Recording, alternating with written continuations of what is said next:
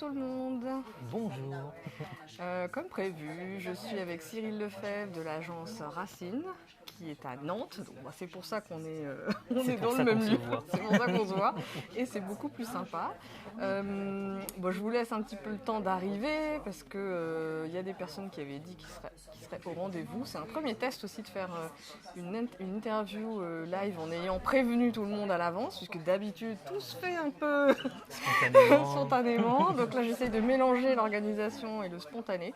J'espère que vous allez arriver. En tout cas, ceux et celles qui regarderont ça en replay, voilà, au moins une personne qui arrive, et je ne sais pas qui c'est. Des fois, il y a un petit truc qui s'allume là, et il y a quelqu'un. Normalement, tu peux savoir qui c'est. Alors, je crois que c'est Fabienne. Fabienne. Je sais pas, c'est Cécenne peut-être. Dites-nous, je ne sais pas si on va voir les commentaires. C'est peut-être pas évident qu'on voit les commentaires. Ça sert à quelque chose, non? Ah oui. Ah non, ça c'est le mien de commentaires. Si toi tu veux commenter. Bon, écoutez, mettez les commentaires. Si vous avez des questions pour Cyril, n'hésitez pas. Il répondra après. Bien évidemment, je réponds à tout. Salut Cindy.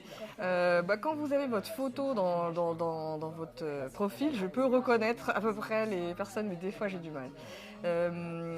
Déjà, juste pour replacer un petit peu le contexte, pourquoi j'ai créé ce format dans le groupe. Donc, vous me connaissez, la plupart d'entre vous me connaissez, j'adore les interviews, j'adore les histoires, et j'étais en train de chercher qu'est-ce que j'allais donner comme contenu dans le groupe, qu'est-ce que j'allais apporter comme contenu dans le groupe qui pourrait aider et être aussi dans cette ambiance de rencontre et de faire connaissance. Donc c'est vraiment le prolongement des étincelles, le format de rencontre en présentiel ou en ligne. Et donc le groupe, c'est une extension de ce format de rencontre. Et du coup, quoi de mieux que de vous faire rencontrer en fait des personnes que moi je connais, que j'ai rencontrées par le biais d'ailleurs d'Instagram pour Cyril. Il y a peut-être en fin d'année 2019. Ouais, c'est ça. Et puis après, t'es arrivé à Nantes, toi Je suis arrivé fin octobre. Fin octobre, d'accord. Mais on se parlait déjà un an avant. qu'on se connaissait alors, parce qu'on est en juin déjà. Donc... C'est ça, c'est possible. Ouais. C'est possible. Je sais plus exactement quand est-ce que c'était, mais ça fait un petit moment déjà. Ouais, ça fait un petit moment.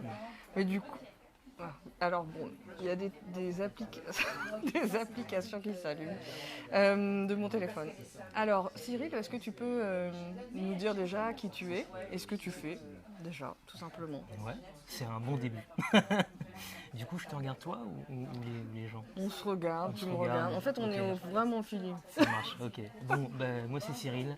Je suis à Nantes depuis fin octobre 2019, après avoir vécu pendant une dizaine d'années à Paris. J'ai 33 ans et pour vous expliquer ce que je fais tous les jours, j'ai envie de partager, si tu me permets, une petite citation qui résume assez bien finalement tout ce qui me guide au quotidien. C'est une citation de Maya Angelou, peut-être que certains connaissent dans le groupe des étincelles, et qui dit la chose suivante. Donc Maya Angelou, pour ceux qui ne connaissent pas, grande figure des droits civiques, qui a vraiment œuvré pour l'égalité entre tous, notamment aux côtés de Martin Luther King, et qui disait la chose suivante: les gens oublieront ce que vous avez dit, ils oublieront ce que vous avez fait, mais ils n'oublieront jamais ce que vous leur avez fait ressentir. Ça résume parfaitement tout ce qui guide, toutes les actions que je fais aujourd'hui dans mon métier. Et avant de vous dire, là aussi encore une fois ce que je fais vraiment tous les jours, il y a deux convictions aussi qui me font lever tous les matins. La première conviction, c'est que dans ce monde très globalisé, dans ce monde où c'est hyper difficile en fait, en tant que freelance, en tant qu'indépendant, en tant qu'entrepreneur, de se démarquer et d'attirer la lumière sur soi. Moi je suis convaincu, et ça date pas d'aujourd'hui, je suis convaincu que ceux qui vont s'en sortir dans les années à venir, c'est ceux qui vont faire vivre des expériences à leurs clients. Et la deuxième conviction que j'ai envie de partager avec vous, qui explique tout ce que je fais aujourd'hui, c'est que justement pour faire vivre des expériences à leurs clients, il y a beaucoup trop d'indépendants, beaucoup trop d'entrepreneurs, de freelance, peu importe le statut, qui négligent un trésor absolument incroyable qu'ils ont en eux, à savoir leur histoire. Donc, voilà. Donc tout ça pour vous dire que si aujourd'hui moi je suis freelance, ce spécialisé dans ce qu'on appelle le storytelling, donc l'art de raconter des histoires et la création de contenu digital. C'est vraiment pour répondre à ces deux convictions dont je viens de vous parler. Et j'ai effectivement donc, créé mon agence Racine, donc R-A-S-I-N, qui est écrit en fait en créole haïtien. Donc c'est un petit clin d'œil à mes origines, parce que je suis d'origine haïtienne, je suis né en France, français, né à Paris, mais d'origine haïtienne. Donc voilà, c'est un petit clin d'œil à mon histoire personnelle. Et c'est aussi cette idée que pour développer une entreprise par le biais d'une stratégie de communication, c'est hyper important d'avoir un socle, une fondation, des racines très profondes pour pouvoir durer sur le long terme. Donc voilà pour ma, pour ma petite présentation. Du coup, oui, c'est intéressant parce que je ne l'ai pas dit. Ce que je disais tout à l'heure en off à Cyril, c'est que cette séquence que j'ai envie d'appeler nos histoires, parce que ce sont nos histoires à chacun d'entre nous, mais nos histoires aussi de rencontres. Qu'est-ce qui fait qu'on va matcher ensemble, et on va se rencontrer, on va avoir une relation de travail, une relation d'amitié, enfin peu importe. Et du coup, je me disais que qui de mieux pour faire cette première interview que quelqu'un qui fait parler les autres, justement, dont c'est le métier, d'aider les autres à raconter leur histoire et à les rendre publics. Du coup, il y a aussi ça derrière. C'est exactement voilà. Ça. Donc c'est pour vous expliquer aussi pourquoi ce choix, mais il y a toujours une raison. Alors moi j'aimerais bien parler de ton parcours, Cyril, parce que avant d'être entrepreneur, tu étais journaliste dans l'audiovisuel. Exactement. Qu'est-ce que c'est en fait? Qu'est-ce que tu faisais? Très concrètement, tous les jours, donc je travaillais pour d'abord des médias, France Télévisions, Le Monde, pour ne citer que. Mais tu étais indépendant? Non, j'étais salarié. Enfin, d'abord en stage chez France Télévisions, à la sortie d'école de journalisme. Ouais. Et donc d'abord à France Télévisions, puis ensuite par le biais d'une société de production dans laquelle j'étais salarié. Okay. Mais on travaillait exclusivement pour Le Monde en fait, lemonde.fr. Okay. Et on produisait leur contenu vidéo, donc ça veut dire tous les jours produire des reportages vidéo sur des sujets d'actualité, aussi bien l'actualité sociale, sportive, santé. Donc voilà, moi effectivement je viens de là en fait, je viens du journalisme. Sachant que c'est un métier qui m'a très vite attiré parce que justement il y avait ce côté à raconter des histoires. Finalement un journaliste, qu'est-ce qu'il fait toute la journée si ce n'est raconter des histoires, alors sur un fait d'actualité, mais l'objectif c'est ça en fait, c'est de comprendre ce qui s'est passé à un endroit, d'aller interviewer des gens, d'aller recueillir des témoignages pour le retranscrire à un public. Donc je pense que ce côté finalement transmission, il a toujours été en moi. Donc c'est pour ça qu'au moment, je me rappelle, au moment de l'orientation, tu sais, au lycée, où on te demande un petit peu ce que tu veux faire, je crois que très vite le journalisme arrive en top, en top des métiers que j'ai envie de faire. Et je pense que c'est aussi dû à une éducation. Où je me rappelle que très tôt, mes parents m'abonnent à un journal qui s'appelait le Petit Quotidien, si je ne dis pas de bêtises. Donc voilà, un journal qui se met à la place, à hauteur d'enfant, pour expliquer l'actualité aussi bien dans le pays ou dans le monde. Et ça, forcément, ça marque. Ça marque et je pense qu'il y a des choses qui se sont ancrées finalement très tôt dans mon esprit. Et ouais, donc effectivement, du journalisme pendant une dizaine d'années, du coup, de la sortie d'école jusqu'à mon switch à la communication, il s'est passé une dizaine d'années. Donc d'abord en salarié, dans cette société de production là qui travaillait pour lemonde.fr, et ensuite à mon compte, parce que j'avais envie d'explorer autre chose et j'en avais un petit peu marre de la vision de la société dans laquelle j'étais. Et je me suis dit, pourquoi pas faire tout ce que je fais, mais pour moi. C'est-à-dire que tu as eu un passage où tu étais à ton compte pour les médias encore, pour Le Monde ou d'autres médias. Exactement. D'accord. Il y a eu c'était en 2012. D'accord. C'était en mars 2012, je me souviens très bien. Et du coup, je continuais, j'avais cette double casquette, effectivement, journaliste, reporter d'image. C'est comme ça qu'on appelle ça. D'accord, ok. Tu sais, c'est toutes ces personnes qui travaillent ou pour BFM TV, LCI, tu sais, qui sont tout seuls avec leur caméra et qui produisent donc un reportage de A à Z tout seul. Et ça, en fait, très vite, je me suis rendu compte, déjà dans la société de production, parce qu'on avait cette partie donc, média, mais aussi un peu corporate, donc des boîtes qui ont besoin pour leur service de communication de faire des reportages institutionnels, de faire des portraits de dirigeants, des interviews, enfin de communiquer grâce à la vidéo. Et j'ai gardé ce truc-là en fait, j'ai gardé cette double casquette quand je me suis mis à mon compte. Parce que vivre exclusivement de piges, on appelle ça de piges, enfin, de petits contrats dans la presse, c'est pas évident. Donc je me suis dit, garde ce côté journalisme et communication. Alors là, je ferais hurler plein de journalistes. Mais enfin, Cyril, qu'est-ce que tu fais? Nous, on informe, t'es un vendu, tout ça. Mais c'est pas grave. Écoute, on peut aussi aller dans l'autre sens parfois et dire certaines choses, tu vois, sur le journalisme aussi. Ça dépend pour qui tu bosses. C'est exactement ça. Il y a vraiment cette ligne aujourd'hui qui est très fine. J'allais dire floue, mais qui est très fine. Et parfois, on se demande si la mission d'information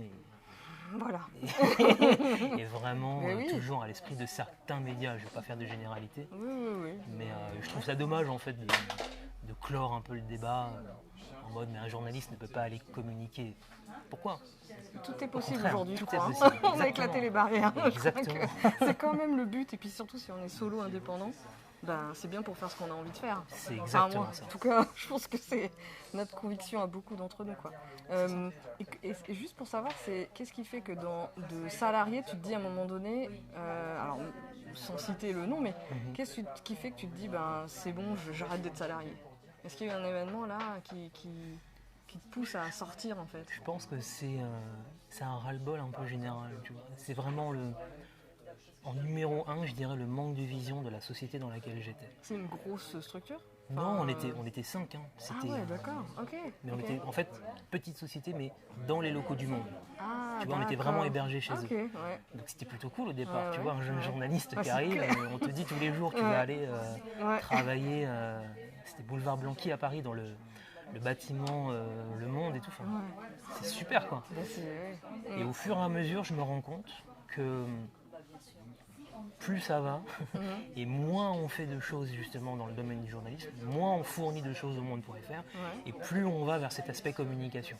Sauf que moi au départ, mon envie première, c'était vraiment faire de la presse, tu vois, faire du reportage, et j'étais pas prêt encore à me dire... Donc ça c'est vraiment l'élément numéro 1, le manque de vision, c'est-à-dire... c'est quoi l'histoire qu'on raconte ensemble, tu vois, pour reprendre un petit peu le thème de notre interview. C'est quoi le destin qu'on est en train d'écrire tous ensemble? Donc ça déjà, moi je commençais à ne plus me reconnaître dans les valeurs qui étaient véhiculées par le patron de l'époque. Et puis je pense qu'il y a aussi peut-être quelque chose qui s'était installé dans mon esprit depuis un moment, la quête de l'aventure, tout simplement. Alors, je ne saurais pas te dire à quel moment ça a germé dans mon esprit, mais plus le temps passait, et plus je me suis dit, mais j'aimerais bien en fait peut-être me construire une vie où je ne suis pas obligé en fait de venir à un endroit tous les jours, de faire toujours la même chose, de voir toujours les mêmes personnes. Je trouvais peut-être qu'il y avait aussi presque un truc un peu paradoxal dans cette idée du journalisme que je me faisais, où tu bouges, où tu vas sur le terrain, où tu rencontres des gens hyper différents. Et plus ça allait, plus j'avais vraiment une vie très plan-plan, quoi, tu vois. C'est pas ce truc de liberté du journalisme. Que tu avais imaginé, en fait, au départ. Normalement, tu es indépendant. Enfin, normalement, pour moi, c'est... Limite, tu n'es presque pas salarié pour une boîte quand tu es journaliste. Si tu veux vraiment... Pour moi, tu pars à l'aventure, tu fais ton truc, tu vends tes reportages. Voilà, c'est ça. Il y a de moins en moins de gens qui font ça parce que ça coûte des sous, c'est toi qui finances tout. Et il y a de moins en moins de titres qui achètent. Donc, c'est compliqué. Donc peut-être que, encore une fois, je ne saurais pas te dire à quel moment ce truc de liberté, mais il y a comme une espèce de rébellion, tu vois, je me dis, mais je sens que ce cadre me limite et que je ne peux pas donner tout ce que j'ai en moi. Donc voilà, il y a vraiment ces deux éléments-là, manque de vision et une envie d'aller voir autre chose et de me construire une vie sur mesure. Je travaille quand j'ai envie de travailler, potentiellement avec les gens qui m'inspirent, même si au début c'est pas facile parce que, enfin c'est facile à dire, mais à faire quand tu es tout jeune et indépendant, il faut manger quand même. Qui c'est qui t'inspire? Qui c'est qui m'inspire? Du coup, c'est plutôt des gens qui sont à l'inverse de ce patron que j'ai connu dans cette société de production, et qui du coup construisent des projets où il y a un vrai sens derrière. Qui ne sont pas juste là pour créer une énième boîte, amasser, remporter des contrats, faire monter le chiffre d'affaires, et c'est tout, ça s'arrête là. C'était le cas de ce patron que j'ai connu, qui est toujours qui aujourd'hui c'est autre chose. Et donc les gens qui m'inspirent, c'est vraiment des gens effectivement qui portent des projets qui ont du sens et qui potentiellement, normalement l'un va avec l'autre, ont un impact positif sur les gens qui nous entourent. Okay. En tout cas, qui ont cette mission au fond d'eux, qui ressentent un truc, de se dire ce que je vais créer, ce que je vais véhiculer dans mon activité, mais même dans ma vie tout court en fait. Ça permet à d'autres personnes d'avancer sur leur chemin, d'une manière ou d'une autre. Alors, ça peut très bien être des entrepreneurs qui ont un produit, tu vois, mais qui, à un moment donné, permet à d'autres personnes de se sentir mieux. Donc, peu importe le domaine, vendu, peu importe ce qui est vendu, tant qu'il y a le sens derrière. Ça peut être des coachs, ce que tu fais toi. Voilà, si on s'est connecté aussi, c'est qu'à un moment donné, je me suis dit, tiens, Estelle, ce qu'elle dégage, la promesse qu'elle fait avec son activité, ça me parle carrément. Je fais que des promesses, moi. Que tu tiens, oui, mais que tu tiens, parce que sinon les gens ils travailleraient pas avec toi, tu vois. C'était ma petite sortie de cadre. Non, mais tu j'aime vois, bien ce mot, je sais pas, ça me fait rire, ça me fait un truc. Ouais, c'est ça, en tout cas, qui se lèvent chaque matin en se disant, c'est autre chose qu'un travail en fait, ce que je fais. Exactement, mais je crois qu'on est beaucoup sur ce groupe à être des gens passionnés en fait. Passionnés par ce qu'on fait, par ce qu'on porte. Toi-même, tu es passionné par ce que tu fais, ce que tu portes. Donc du coup, une espèce de cercle vertueux qui prend quoi. C'est quelque chose de grand quoi. C'est exactement ça. Et puis je pense qu'il y a même un truc de...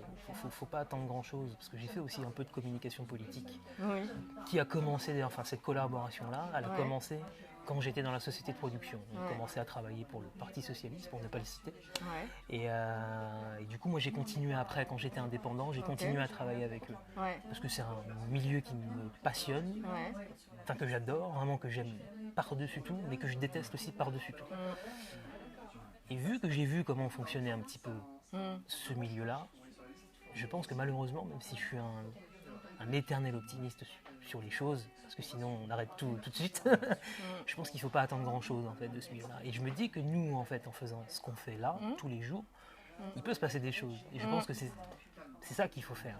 On porte, tu disais tout à l'heure, chacun est un média, chacun de nous peut être un média, en tout cas construire un média avec son activité. On est tous, si vous êtes là d'ailleurs en regardant, c'est parce que vous avez un compte Facebook, donc sinon vous ne seriez pas là. Et donc on essaye de faire quelque chose derrière et on n'est pas simplement des utilisateurs pour moi d'Instagram ou de Facebook. Et derrière, c'est qu'est-ce qu'on peut construire et porter grâce à notre voix. Et pour moi, s'il y a des mouvements collectifs pour moi, les étincelles, c'est un mouvement collectif. Je vais pas dire le mot politique, mais c'est politique au sens où on a un message à porter, un sens en fait. C'est pas le sens d'aller voter pour je sais pas quoi. C'est ça.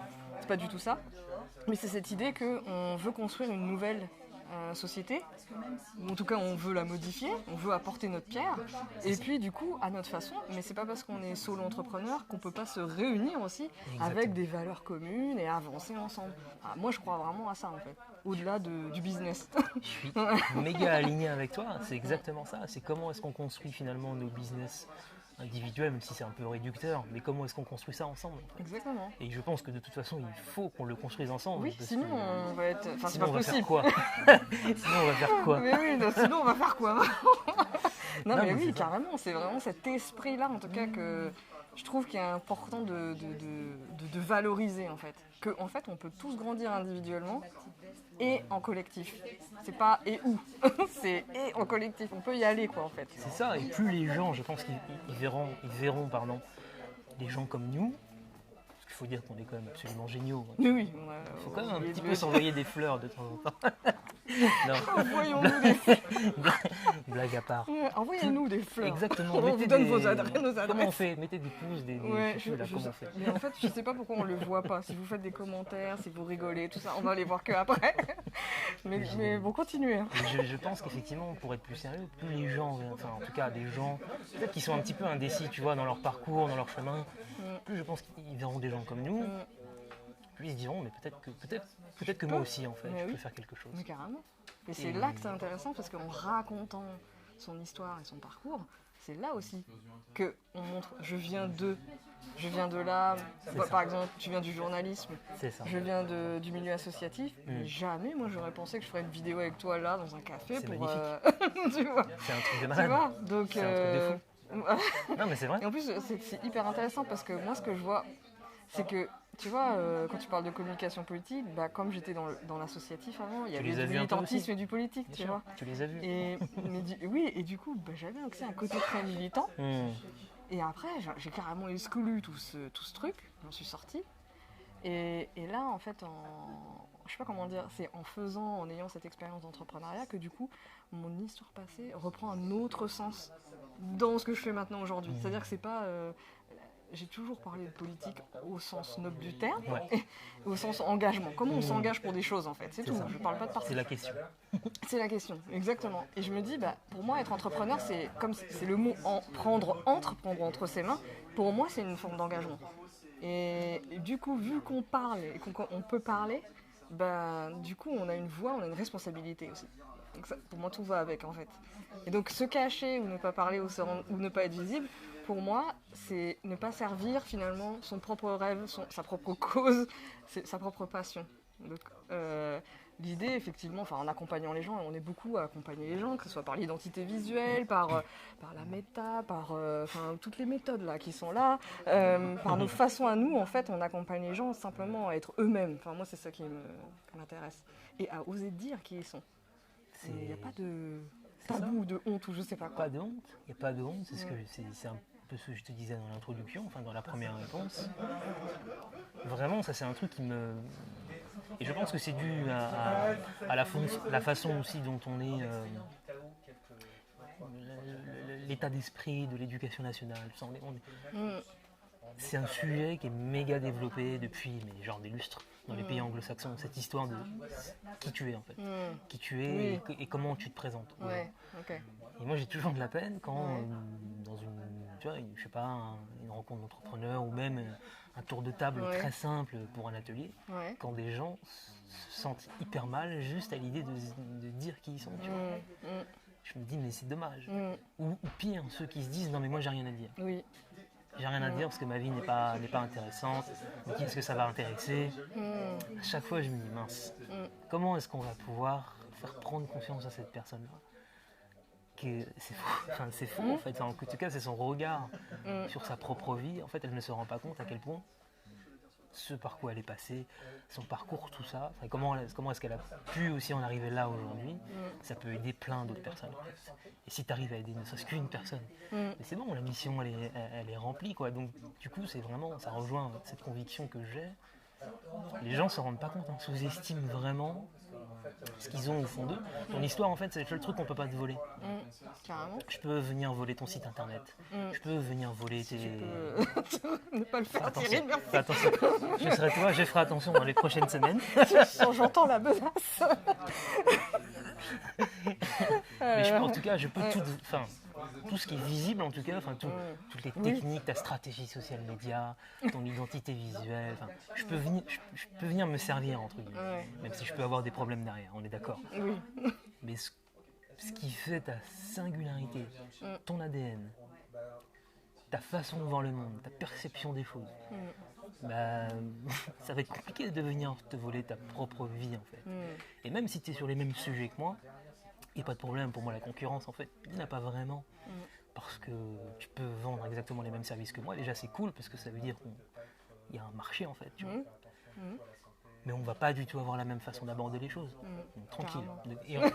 Et encore plus, plus tu te diras justement, le sens derrière tout ça. Il y a un sens qui est guidé par un parcours. C'est pas je me réveille un matin et je me dis tiens, ça y est, c'est bon, j'ai trouvé mon pourquoi.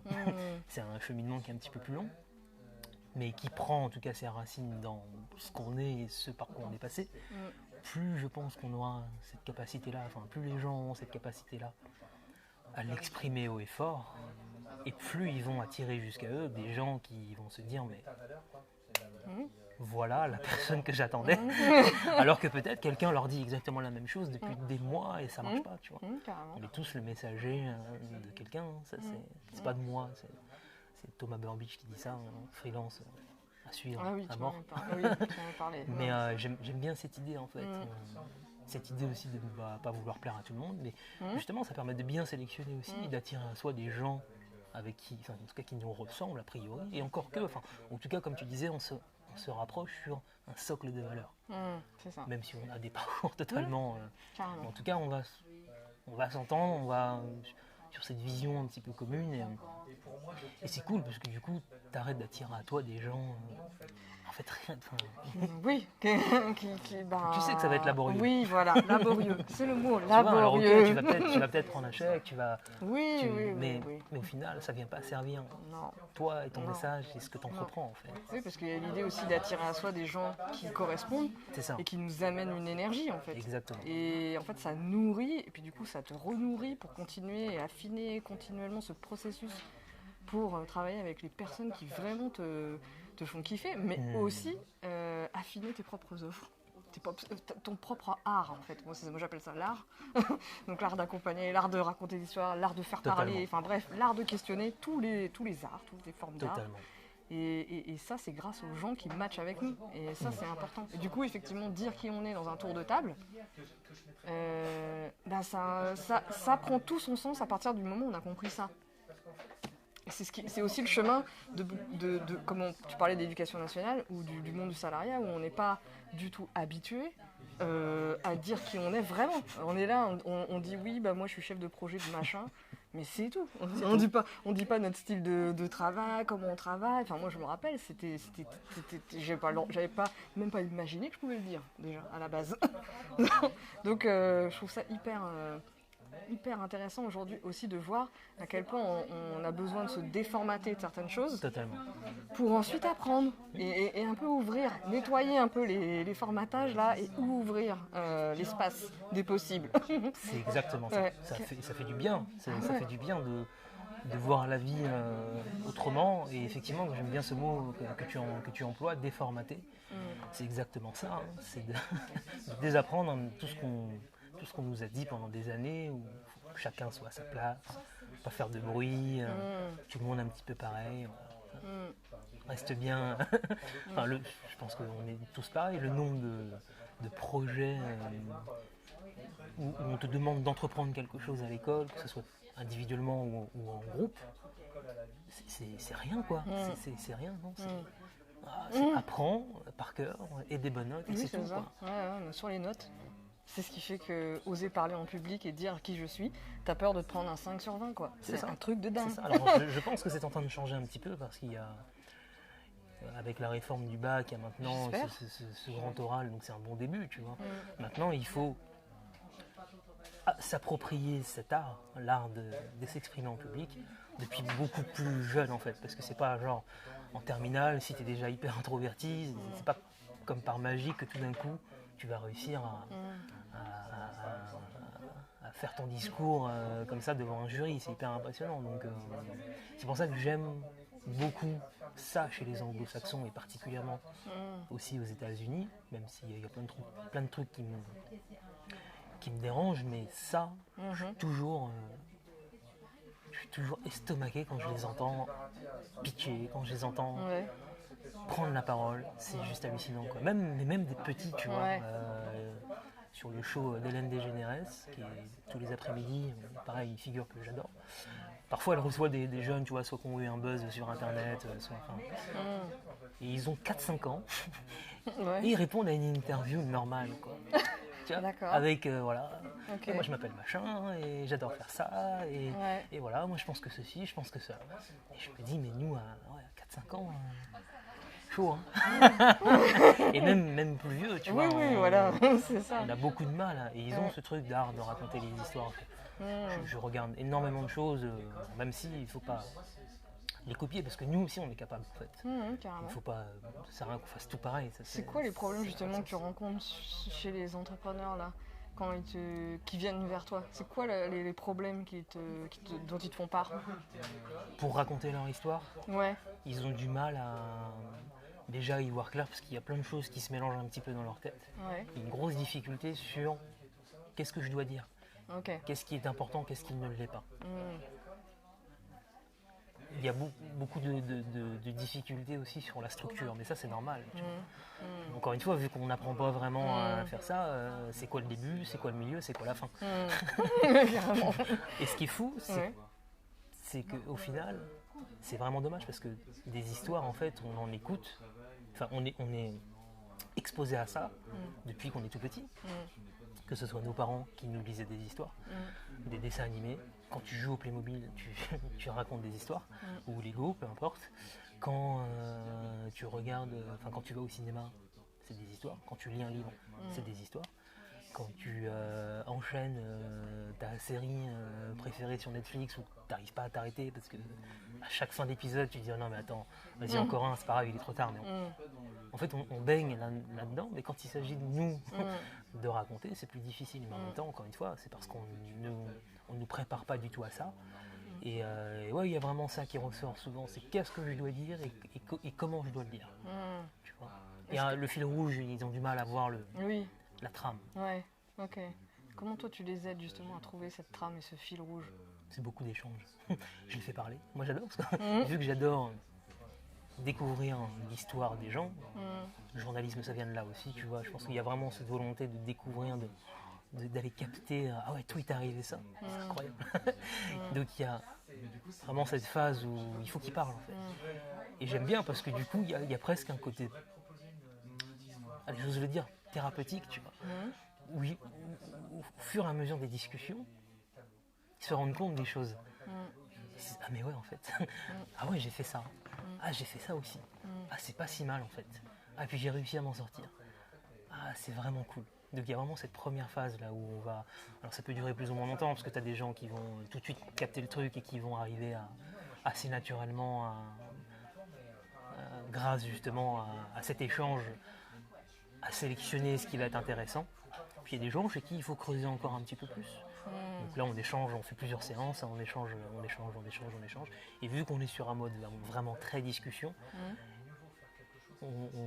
la personne sort des choses sans vraiment s'en rendre compte en fait. Okay. Et une fois qu'on a toute cette masse d'informations, on regarde ce qui est intéressant de mettre en avant par rapport à ce que la personne fait maintenant.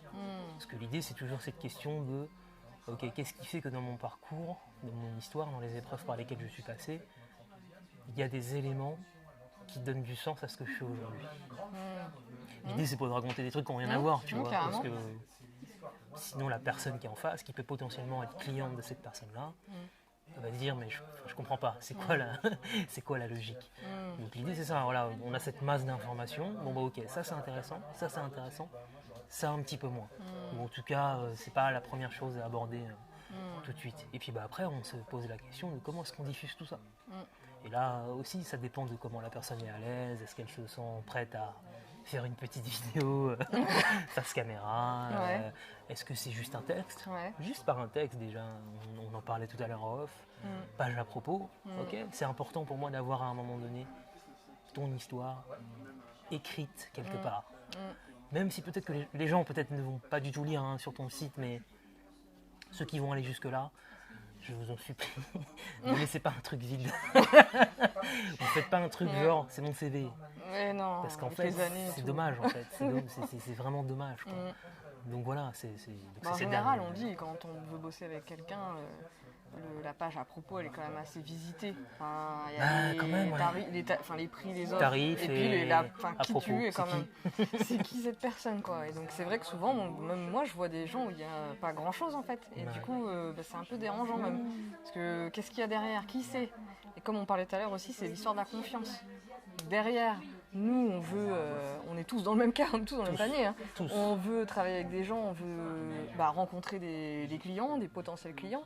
Et du coup, le site, c'est aussi le site ou nos pages de réseau, c'est un moyen de créer la confiance, de créer du lien déjà en premier, et ensuite derrière de créer la confiance dans le temps.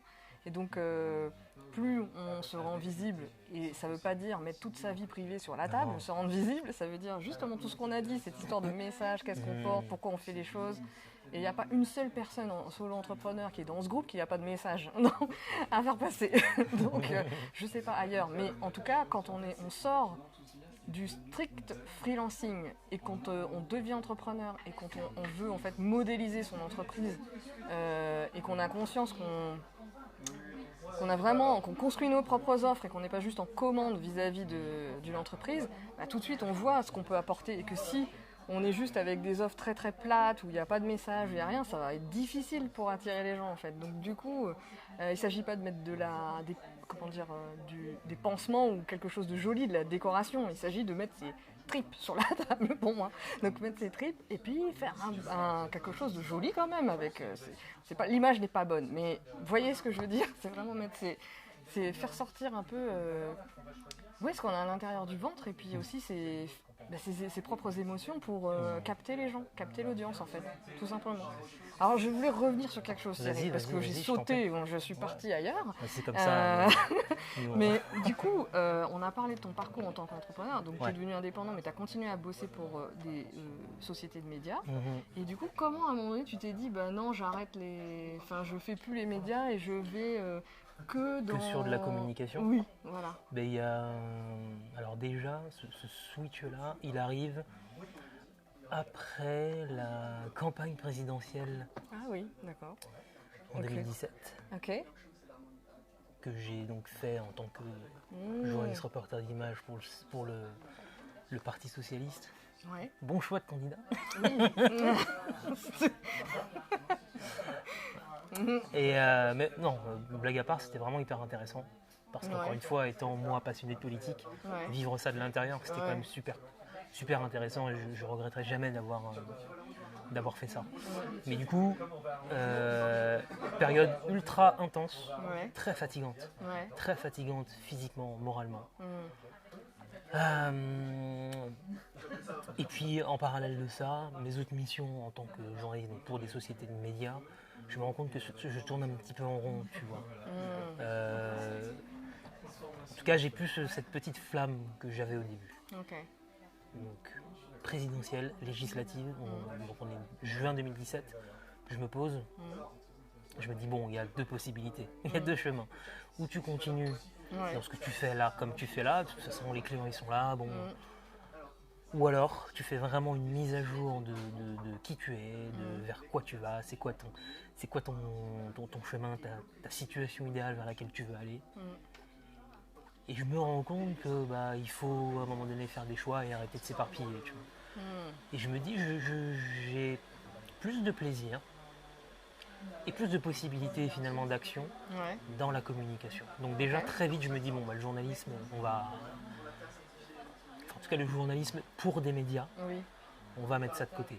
Et on va se consacrer uniquement à la communication, le journaliste qui vient dans la communication. Donc je fais une formation parce qu'au final, je faisais donc du coup de la production de contenu vidéo pour des services de com, mais bon, c'est un peu pénible parce que je suis juste un prestataire. On m'appelle, tiens Cyril, on a besoin d'une vidéo, donc il faut venir à tel endroit, à telle heure, tu fais ça, tu nous envoies la vidéo et basta. Et je me dis, ça m'ennuie parce que bien souvent les gens qui imaginent ce projet vidéo ne savent pas vraiment quel est mon métier, n'ont pas du tout conscience de comment ça marche. Et ça me frustre parce que du coup à chaque fois, je me dis mais on aurait pu faire vachement mieux, tu vois. Donc il faut que j'apprenne à comprendre ce qu'est une stratégie de communication dans son ensemble, stratégie de communication digitale. Donc je me forme pendant 4 mois. Super, vraiment super expérience où j'ai plein de révélations, et je vois un petit peu le potentiel devant moi. Je me dis maintenant Donc, je sais faire du contenu vidéo, Ouais. mais aussi écrit, parce que pendant ma formation de journalisme, du coup, tu apprends à écrire aussi. Enfin, du coup, je suis un média à part entière, écrit, vidéo, audio. Ouais. Je sais aussi maintenant penser une stratégie de communication digitale. Ok, bon, bah, maintenant, on va aller voir des entreprises, pour le coup, qui m'inspirent un peu plus, et leur proposer cette espèce d'offre. Parce que j'avais qu'une offre un peu à l'époque, tu vois. D'offre où, bon, bah, ok, vous êtes une entreprise, vous avez besoin de mettre en image quoi que ce soit. Bah, moi, je vais vous accompagner dans la conception, de voir comment ça s'intègre dans votre stratégie globale, dans la diffusion, comment est-ce qu'on fait sur les réseaux sociaux ensuite. Enfin, vraiment, tu vois, plus loin que simplement tu viens et tu fais la vidéo et basta.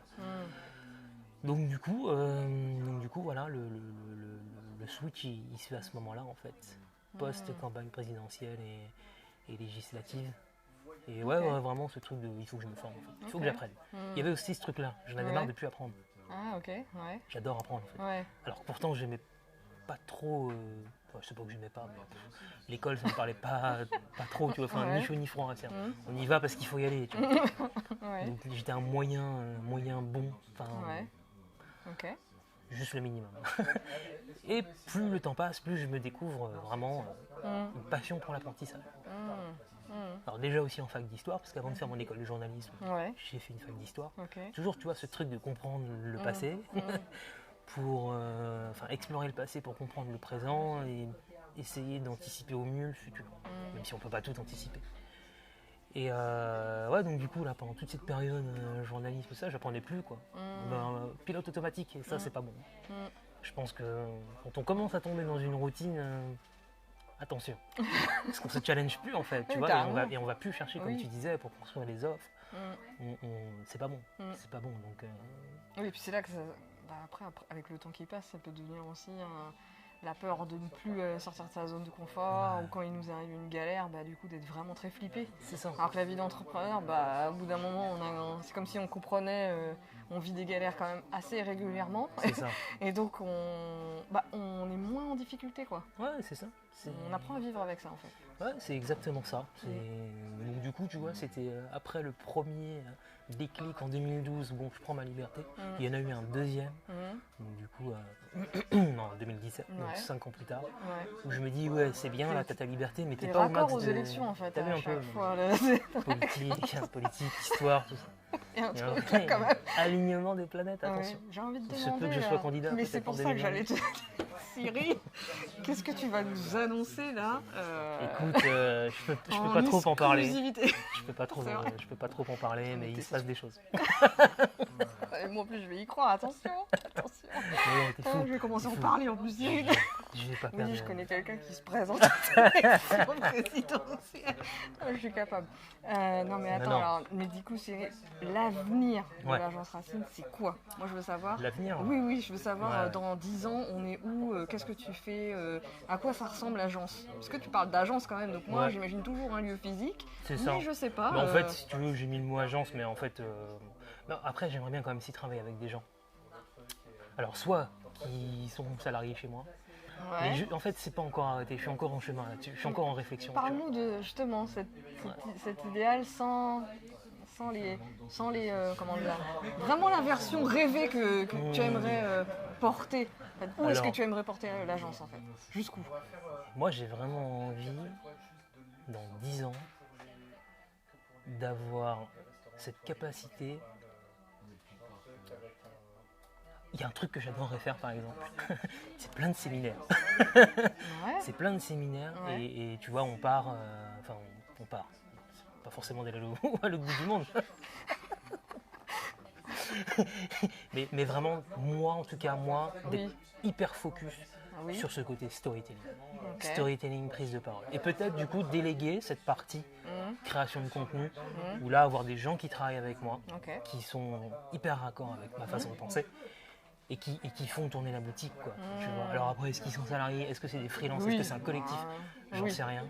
Mais le but, c'est ça, en fait. C'est de pouvoir permettre au plus de gens possible, évidemment, encore une fois, des gens que j'aime bien, qui m'inspirent, parce qu'il y a des gens avec qui je sais qu'on ne travaillera pas, ça ne sert à rien. Mais être capable d'être vraiment cette référence, tu vois.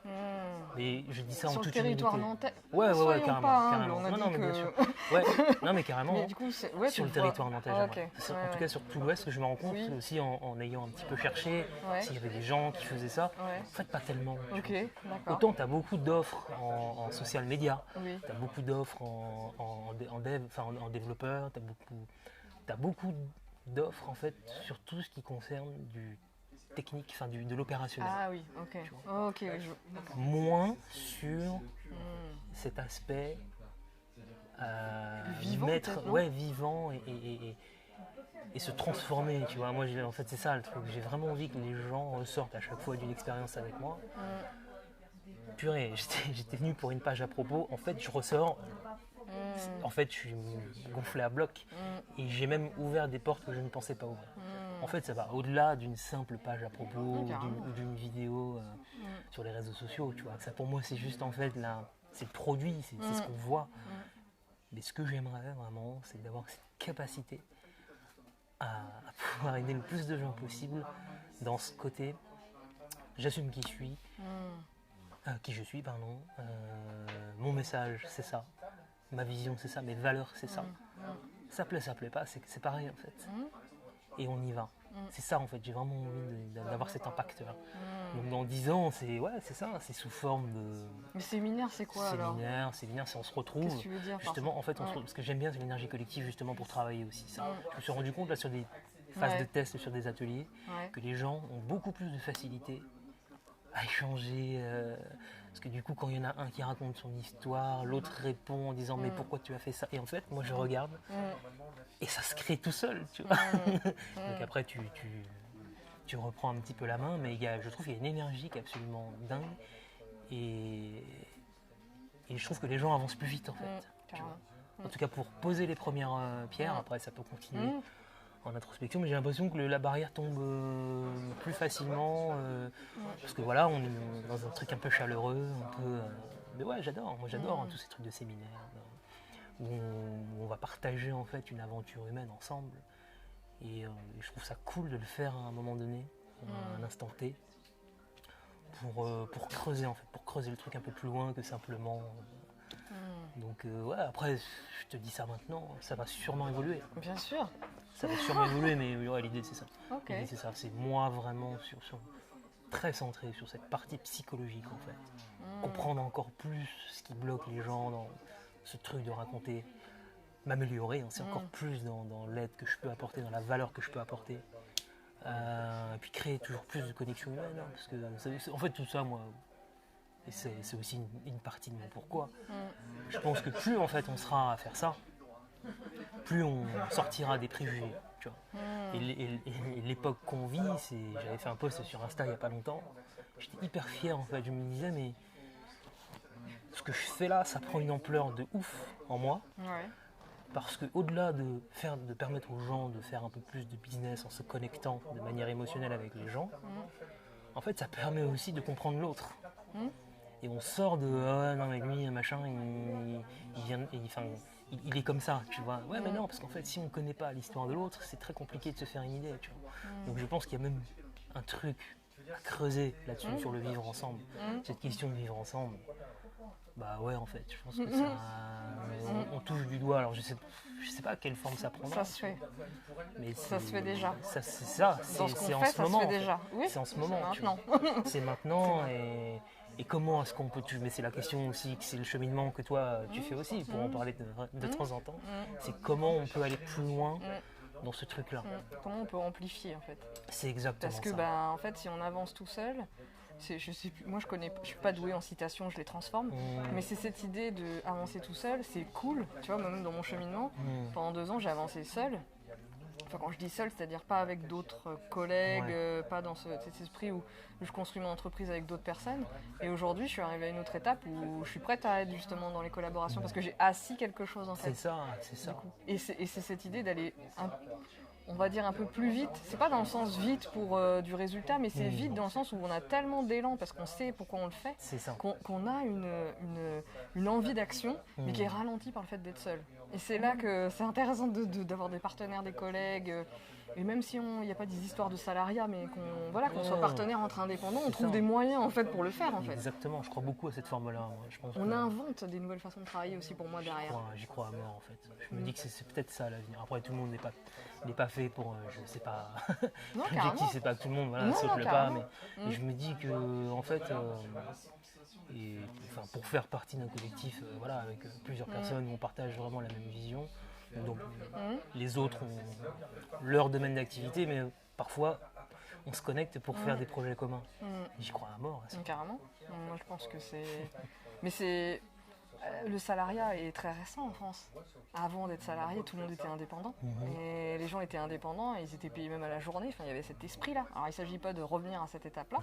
Mais du coup, le salariat, c'est comme si on avait poussé le système tellement que là, maintenant, il y a besoin de... le salariat est en train de retravailler sur lui, à l'intérieur de lui. Et puis après, il y a les gens qui travaillent, mais d'une autre manière et d'une autre façon. Et tout ça, à un moment donné, ça vient s'entrechoquer et créer autre chose, en fait. Clairement. Simplement, ça vient se nourrir.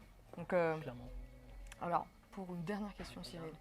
C'est quoi les challenges que tu relèves en ce moment ou que tu as relevés là pour 2020 ? Pour 2020, il s'est passé beaucoup de choses parce qu'en fait, du coup, l'activité, donc l'agence Racine, finalement, c'était début d'année. C'était février, on en parlait fin 2019. Je te disais, machin, j'ai une idée là, je sais pas trop. Et ça a vu le jour en février, je crois, si je dis pas de bêtises. Du coup, il y a eu ça. Ça, c'est...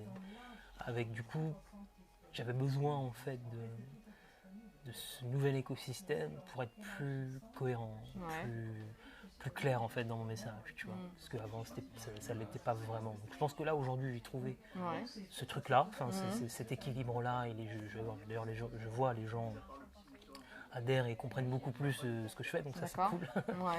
Il y a eu récemment la sortie d'une formation, donc là c'est plus pour ma casquette production de contenu, passer de journaliste vidéo, je rappelle, où je me suis dit, tiens, ça serait intéressant alors c'est quelque chose que je faisais déjà en présentiel, donc finalement c'est juste une extension. Je me suis dit, avec le confinement, comme pas mal de gens, j'ai eu du temps. Je me suis dit, mais pourquoi est-ce que je propose pas ce que je fais en présentiel, donc transmettre mon savoir sur la création de contenu vidéo. Vidéo, un sujet évidemment incontournable quand on parle de médias et de faire du contenu. Pourquoi est-ce que je ne pourrais pas proposer une formation en ligne, accessible via une plateforme, à vie, où les gens en fait pourraient suivre un parcours, 3 modules, tu vois, pour créer eux-mêmes du contenu vidéo de qualité, c'est-à-dire vraiment rendu professionnel. Donc on arrête d'être un petit peu amateur, non, on monte d'un cran dans la qualité, mais sans avoir pour autant à être un expert et se prendre la tête pendant des heures. Parce que on sait comment ça se passe. Voilà. Le quotidien d'un freelance, à un moment donné, c'est bien gentil, mais on n'a pas non plus pas énormément de temps à consacrer à ce genre de tâches. Donc du coup, ça s'est sorti dans une phase de pré-lancement au mois de juin, là, début du mois. Donc il y a un petit groupe qui est en train de tester la formation, et ce qui me permet moi d'avoir des retours sur est-ce que ça fonctionne, parce que les gens du coup sont quand même tout seuls devant leur ordi, alors ils ont accès quand même à un groupe sur lequel on échange et tout ça, s'ils ont des questions. Mais c'est important pour moi qu'ils ne soient pas tout seuls dans leur cheminement. Et donc du coup je suis en train de récolter tout ça. Je vais faire toutes les petites mises à jour courant juillet, pour la ressortir officiellement, je pense, aux alentours de la rentrée, quoi, pour bien repartir. Elle s'appelle comment cette formation ? Créer du contenu vidéo de qualité sans être expert, tout simplement. On a fait simple. On a fait simple. Et mais c'est cool parce que du coup c'est une formation où tu as un accès à vie. C'est-à-dire qu'une fois que tu payes, tu as un accès à vie. Et je viens en fait régulièrement ajouter du nouveau contenu pour continuer en fait à apprendre tout le temps. J'aime bien ce format-là et pas limiter le truc dans le temps, parce que quand on apprend comme ça des trucs axés sur la technique, pour le coup, c'est quand même cool de pouvoir revenir de temps en temps sur la vidéo et puis de continuer à approfondir ses compétences et les savoirs pour continuer à monter en gamme, quoi. Donc je suis très content. En plus, ça rejoint l'une de mes autres passions qui est la transmission, quoi. Donc j'ai donné pas mal de cours aussi dans des écoles, donc je me suis dit, bah vas-y, il faut étendre le truc. Donc ouais, ça c'est... Ça c'est ton challenge de la rentrée? Ouais, c'est ça c'est le challenge de la rentrée. Et puis après, sinon, c'est le déploiement de toutes les offres que j'ai imaginées.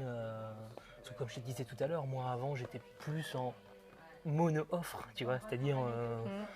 Bon, en gros, vous avez besoin de moi pour raconter une histoire en vidéo, et puis ça s'arrêtait là. Mais du coup, là, toujours pendant le confinement, j'ai eu le temps de réfléchir, de me former aussi pour vraiment construire un écosystème qui permet du coup à Racine d'avoir une proposition hyper intéressante, et ce, quel que soit l'endroit où tu en es, en tout cas, peu importe où tu en es dans ton chemin entrepreneurial, que tu en sois au début, que tu en sois un peu plus avancé, et tu aimerais passer au niveau supérieur, il y a une réponse pour toi. Donc ça, il fallait réfléchir. Ouais, Il fallait réfléchir. Donc c'est très concrètement, ça veut dire quoi? Ça peut être aussi bien des ateliers. Donc, je suis en train d'organiser, je suis en train d'y penser. Là, j'en ai organisé un au mois de juin aussi. Là, pareil, toujours pour tester, voir si ça fonctionne et tout ça. Donc sur plein de sujets différents. Ça peut être le storytelling. C'est-à-dire qu'on va se retrouver pendant une demi-journée et on va poser les premières pierres. Enfin, en tout cas, on va se questionner pour amorcer quelque chose. Ce qui fait que les gens repartent avec une vision déjà un petit peu plus claire sur ce que c'est réellement, sur comment ils peuvent s'en servir, et avec une espèce de petite feuille de route, tu vois. Ça peut être aussi bien sûr de la création de contenu. Je parlais de la création de contenu vidéo, ça peut être un atelier autour de ça. Donc il y a ce truc-là.